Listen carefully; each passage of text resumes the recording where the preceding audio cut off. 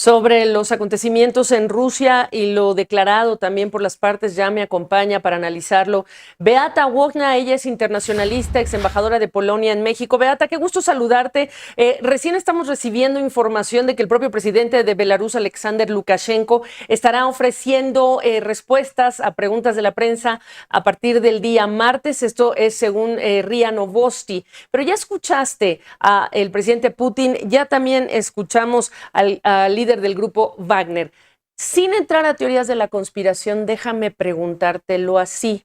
¿Hay razones para, no hay razón para sospechar que esto es orquestado, planificado en este momento de la guerra en Ucrania?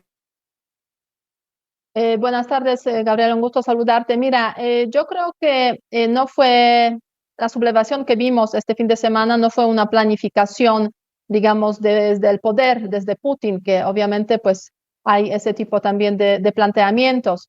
A mi modo de ver, fue un intento de Prigozhin, el jefe del grupo Wagner, de pues marcar, señalizar de que él está aquí y no permitirá que sus paramilitares queden integrados, incorporados en las Fuerzas Armadas rusas, tal como pues a partir de 1 de julio se supone que van a funcionar las Fuerzas Armadas rusas, incorporando todos los voluntarios y grupos paramilitares dentro de las Fuerzas Armadas. Entonces fue un intento de marcar el territorio, marcar las capacidades y fuerzas que tiene, quizás con esa intención también de ver si va a haber más grupos políticos que se sumen a esa sublevación.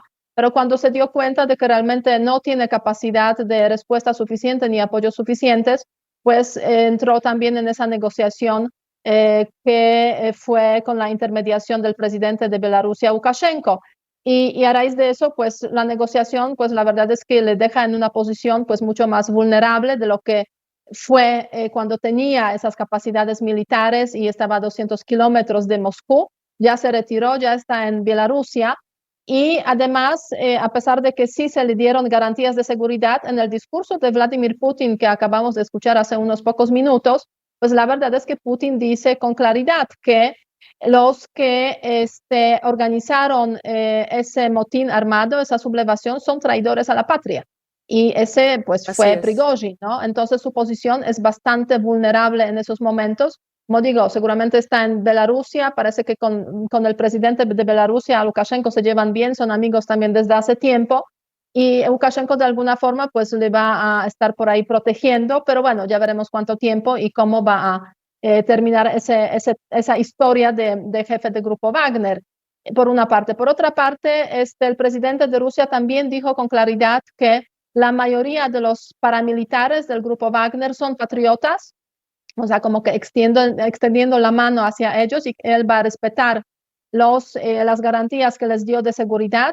Dijo la mayoría, no dijo todos, lo cual quiere decir que seguramente una parte estará condenada a prisión, bueno, desaparecerá o en fin tendrá algunas consecuencias, pero otros pueden sumarse a las Fuerzas Armadas rusas a través de los contratos, Así pueden es. irse a sus casas o pueden irse a Bielorrusia. Entonces, bueno, estamos en una fase un poco de ver qué pasa con el grupo Wagner y con el jefe de este grupo. Y yo llamaría atención también a Eh, un punto más relacionado con el discurso del ministro de Relaciones Exteriores, Lavrov, de hoy. Ministro de Relaciones Exteriores Lavrov de Rusia dijo que el grupo Wagner continuará sus operaciones en Mali y en República Centroafricana, operaciones militares. Así es. Eso quiere decir que, pues, que estarán por ahí activos, digamos. No sabemos si bajo el mando de Prigozhin o bajo el mando independiente, o sea, porque no conocemos muy bien la estructura de ese grupo paramilitar. Por supuesto. Insisto en mi primera pregunta, aunque hay muchísimas otras que te quiero hacer, por eso te pido un poco más de brevedad. Mi estimada Beata, lo que aquí es tan terso, ha sido tan sin violencia, lo que vimos el fin de semana, que por eso cabe preguntarnos cómo es que esto puede ocurrir dentro de este contexto, en una Rusia que invade otro país, invade el territorio de Ucrania, etcétera, y esta narrativa prevalecer conociendo también el poder de Vladimir Putin, de los militares rusos, y ahora también, por supuesto, sin desestimar lo que representa el grupo Wagner. Mira, pues yo creo que esa situación de fin de semana, la ocupación de Rostov, la marcha hacia Moscú, ha revelado también muchas debilidades en la defensa y en digamos, en la seguridad de la propia Federación Rusa. Y eso es una preocupación sin ninguna duda para, digamos, el presidente de Rusia, porque se dieron cuenta realmente de que con cierta facilidad ha podido el grupo Wagner, pues, pasearse casi por la parte importante de Rusia. O sea, sí, eso revela grandes vulnerabilidades de la defensa y huecos, digamos, en la seguridad de la Federación Rusa. Por otra parte, Ok, tampoco hubo enfrentamientos porque la sociedad rusa tampoco reaccionó, digamos, con respuesta negativa en general, ¿no? O sea, en Rostov, pues claro. básicamente ha habido, pues, hay videos que vimos de bienvenida al grupo Wagner. Por ese factor que acabas de señalar y el desafío directo de Prigozhin al ministro de Defensa, ¿anticipas un reacomodo en las altas esferas militares de Rusia?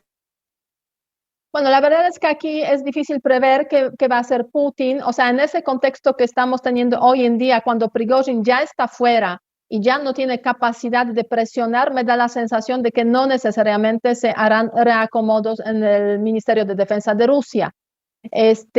Con esa fuerza que tenía Prigozhin, sí se podían esperar, pero hoy en día, la verdad, cada vez me parece menos probable. Ok, preguntarte, ¿qué debe hacer Occidente? ¿Qué debe hacer Estados Unidos en términos de la oportunidad que se abre o se subraya, se exacerba en relación con el apoyo hacia Ucrania? Además de lo que ya hemos reportado, que apoyo financiero, a lo que es el fondo militar, el apoyo que se espera que se anuncie en unas horas también del lado de Washington adicional. Mira, yo creo que el Occidente continuará, tanto los países europeos como los Estados Unidos, con su apoyo militar, pero el papel fundamental aquí es para Ucrania. O sea, es el país que está defendiendo su territorio. Ha empezado la contraofensiva casi hace 3 semanas. Ha sido una contraofensiva difícil, no ha habido avances como muy grandes, o sea, es una contraofensiva lenta. Entonces, aprovechar ese momento, porque el grupo Wagner, más o menos 25.000 soldados, paramilitares, mejor dicho, porque no han sido soldados, sino paramilitares, pues han estado en los puntos muy importantes del frente ucraniano, entre otras partes, pues en la ciudad Bakhmut. Entonces, aprovechar esas debilidades, y creo que lo van a hacer, para ir avanzando con más rapidez, más fuerza, hasta que se haga un nuevo reacomodo entre los paramilitares de Wagner, que ya no van a funcionar bajo este paraguas, y las Fuerzas Armadas rusas, o sea, la incorporación de los paramilitares Wagner a las Fuerzas Armadas rusas tomará pues algún tiempo y además pues no va a ser lo mismo funcionar como grupo independiente Wagner o funcionar como Fuerzas Armadas rusas. Entonces eso sí puede marcar una diferencia cualitativa que a favor de Ucrania en ese contexto, que los ucranianos deberían aprovechar y yo creo que son plenamente conscientes de eso. Excelente la oportunidad que tenemos de poner en perspectiva los hechos con tu ayuda, Beata. Gracias por la oportunidad. Muchísimas gracias y buena tarde. Hasta luego. Buena